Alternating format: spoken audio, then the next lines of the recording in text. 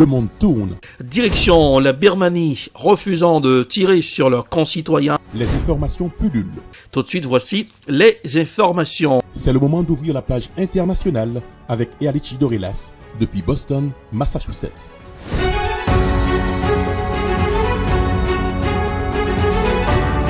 Bonsoir et bon jeudi, bienvenue dans la page internationale au grand journal du 14h. Au micro pour la présentation, Erlich Dorelas depuis Boston, la capitale des grandes écoles du monde. Bonsoir Joannel, bonsoir Rubens, bonsoir aux auditeurs de la radio évangélique Hosanna 102.3 FM à Jacmel. La policière de Minneapolis inculpée, la ville toujours en émoi. Après avoir tué un jeune noir de 20 ans lors d'un banal contrôle de police à Minneapolis aux États-Unis. La policière responsable du tir a été inculpée mais libérée sous caution. Elle risque 10 ans de prison. Voici un reportage signé Euronews. Alors que Minneapolis et sa banlieue continuent de gronder chaque nuit dénonçant la mort d'un jeune homme noir, la policière responsable du drame a été inculpée d'homicide involontaire puis libérée sous caution. Kim Potter sera présenté à un juge jeudi pour une audience préliminaire, selon des médias locaux. La policière blanche de 48 ans risque jusqu'à 10 ans de prison si elle est condamnée. C'est cette policière aguerrie qui a ouvert le feu dimanche sur Daunte Wright, un Afro-Américain de 20 ans, lors d'un banal contrôle routier à Brooklyn Center, dans la banlieue de Minneapolis. Elle a assuré ensuite avoir confondu son arme de service avec son pistolet électrique taser. La famille de la victime ne comprend pas comment une agente avec 26 ans d'expérience justifie cette erreur. Daunte Wright était le père d'un bébé de 2 ans. Sa mort intervient dans la ville où se tient actuellement le procès de Derek Chauvin, le policier accusé de l'asphyxie présumée de George Floyd. L'avocat de la défense affirme que l'Afro-Américain a succombé à un arrêt cardiaque favorisé par la prise de drogue. En Argentine, le gouvernement renforce les restrictions sanitaires. Le 14 avril, le président argentin Alberto Fernandez a annoncé de nouvelles restrictions afin d'endiguer une forte hausse de contamination au Covid. À partir du 19 avril, un couvre-feu de 20h à 6h entrera en vigueur à Buenos Aires. Les écoles seront fermées et les activités culturelles, sociales et religieuses en intérieur seront suspendues. Voici un reportage de confrères de la RT. Dans cet hôpital de la banlieue de Buenos Aires, le balai des patients atteints du Covid-19 est incessant. La semaine dernière, plus de 122 000 nouveaux cas ont été enregistrés dans le pays. Une nouvelle flambée poussant le président Alberto Fernandez à renforcer les mesures de restriction.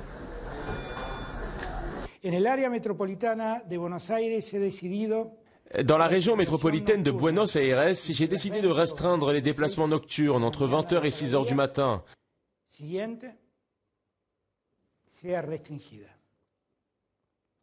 De 20h à 6h, il ne sera pas possible de circuler dans les rues.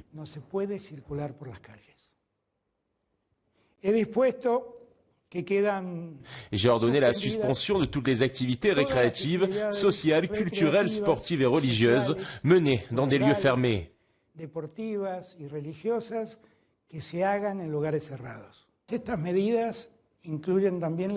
Ces mesures comprennent également la suspension des écoles pendant 2 semaines et à partir de lundi, les cours se feront virtuellement.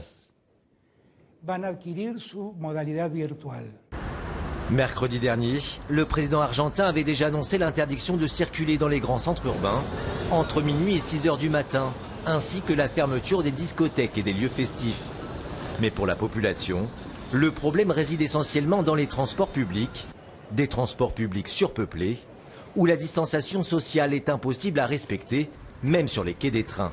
Et pourtant, des agents sont en théorie chargés de vérifier sa bonne tenue et de contrôler les usagers en vérifiant qu'il s'agit bien de travailleurs dits essentiels, seuls autorisés normalement à prendre les transports. Les gens ont besoin de travailler car sinon, de quoi vivrions-nous ? Ils n'ont pas assez à manger pour leurs enfants et même si tu tombes malade, les hôpitaux sont un désastre, il n'y a pas de place. La vérité, c'est que j'ai peur. Il y a beaucoup de gens. Les contrôles ne sont pas là. Ils vous disent attestation en main, mais ils ne la regardent pas. Je comprends que nous avons tous besoin de travailler, mais nous voyageons dans de mauvaises conditions. Et il y a beaucoup de gens, vraiment beaucoup de gens. Un surpeuplement qui s'explique en partie par le fait que seulement 85% des bus de Buenos Aires sont en circulation selon le ministère des Transports. Un écart qui s'explique par le nombre de chauffeurs atteints par le coronavirus et qui n'ont pu être remplacés. Aux États-Unis, premier vote historique au Congrès américain pour réparer les torts de l'esclavage. Le projet de loi prévoit la création d'une commission d'experts qui serait chargée de faire des propositions sur l'indemnisation par le gouvernement des descendants des quelques 4 millions d'Africains amenés de force aux États-Unis entre 1619 et 1865, date de l'abolition de l'esclavage. Voici un reportage signé Africa News. C'est un premier vote historique qui a eu lieu aux États-Unis ce mercredi 14 avril. Une commission du Congrès américain a adopté un projet de loi sur l'indemnisation des descendants d'esclaves avec 25 voix pour et 17 contre. Nous sommes cachés dans les coins de cette nation, de ceux d'origine afro-américaine, les descendants d'Africains réduits en esclavage qui ont ressenti l'impact de ces disparités. Pour ce vote, les élus ont adopté une position partisane, les démocrates ont tous voté pour et les républicains ont tous voté contre. Je suis le produit de cette mauvaise pratique. Mon arrière-arrière-grand-père, Silas, est arrivé ici dans un bateau négrier. Il a été vendu à une plantation bourgeoise, s'est échappé et est mort en tant qu'entrepreneur prospère. Les réparations ne sont pas le moyen de redresser le tort de notre pays. Ce que je propose sera plus tard plus durable.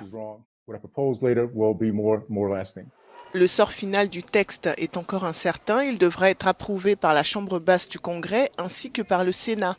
Ce projet de loi prévoit la création d'une commission d'experts chargée de faire des propositions sur l'indemnisation des descendants d'environ 4 millions d'Africains amenés de force aux États-Unis entre 1619 et 1865, date de l'abolition de l'esclavage.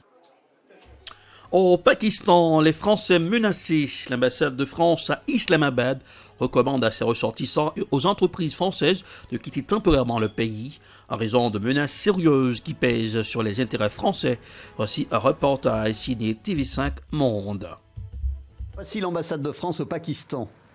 Afin d'en assurer la sécurité, ces conteneurs maritimes viennent d'être posés par la police pakistanaise. Derrière ces barrières, l'ambassade a communiqué.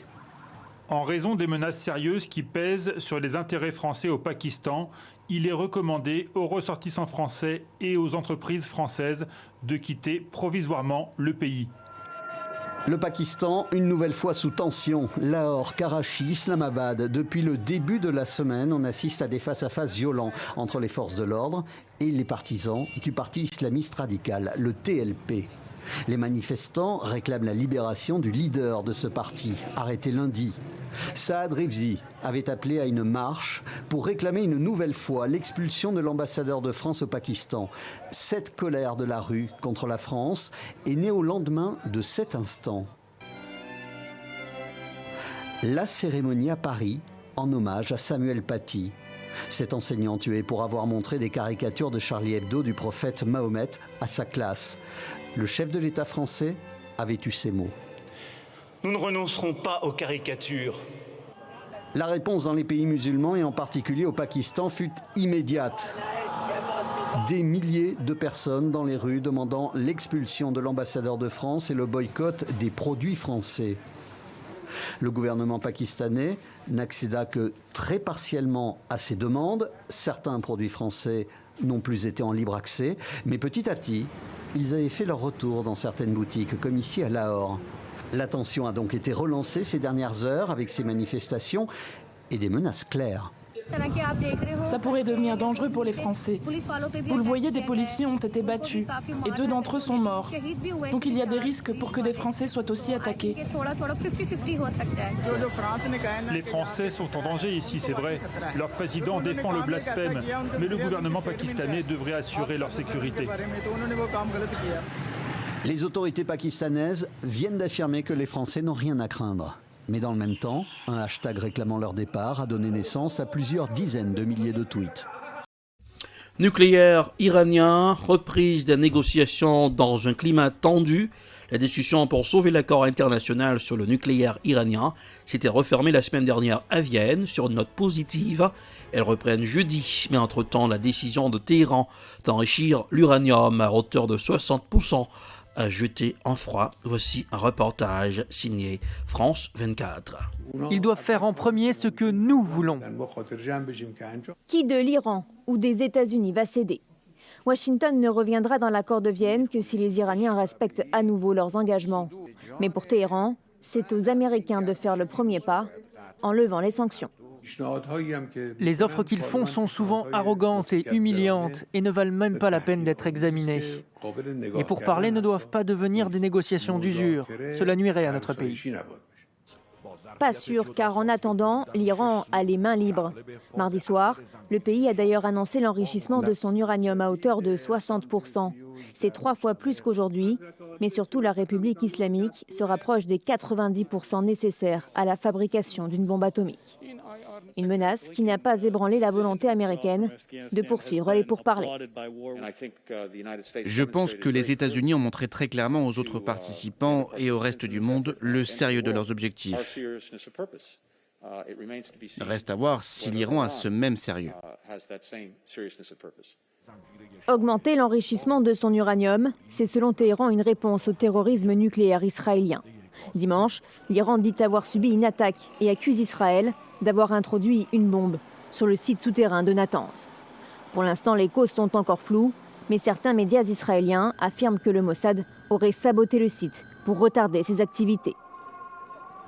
À Vienne, les pourparlers reprennent donc, mais la donne a changé. La France, l'Allemagne et la Grande-Bretagne ont exprimé leurs inquiétudes. En coulisses, les diplomaties réfléchissent à la manière de répondre à Téhéran sans faire de ces nouvelles discussions un round mort-né. Et voilà, c'est le terminus de la page internationale pour ce aujourd'hui au Grand Journal du 14h. Présentation Erlich Dorelas depuis Boston, la capitale des grandes écoles du monde. Production Edpod, réalisation Télé Beltop pour le compte de la radio évangélique Hosanna, 102.3 FM à Jacmel. Côté température pour ce aujourd'hui, Boston 50 degrés Fahrenheit, 10 degrés Celsius en ciel sans soleil pour ce aujourd'hui. À Jacmel, 85 degrés Fahrenheit et 29 degrés Celsius. Bonsoir Janelle, bonsoir Ruben, bon jeudi, à demain. C'était la page internationale avec Erlich Dorelas.